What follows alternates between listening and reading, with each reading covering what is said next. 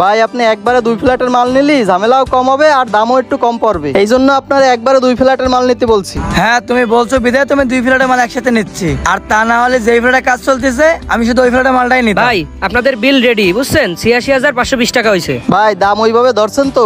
হ্যাঁ ওইভাবেই হিসাব করছি। ওইভাবে মানে? ওই যে সিরিয়াল অনুযায়ী। ও আচ্ছা, এখানে কি এটিএম বুথ আছে? এই তো মার্কেটে গেটের তে বেরোয় ডাইন সাইডে যায়, রাস্তার উপর বুথ পেয়ে যাবেন। আপনি মালগুলো সব দেখে শুনে রেডি করেন, আমি টাকা ওঠাই ওর কাছে দিয়ে পাঠাই দিচ্ছি। আচ্ছা ঠিক আছে ভাই, পাঠায় দেন। ভাই আসসালামু আলাইকুম, কেমন আছেন? ওয়ালাইকুম আসসালাম, আলহামদুলিল্লাহ। ভাই বসেন। ভাই এই মালগুলো কাজে লাগে নাই তো, তাই ফেরত দিতে আইছি। না ভাই এভাবে তো মাল ফেরত হবে না। কেন ভাই মাল ফেরত হবে না কেন?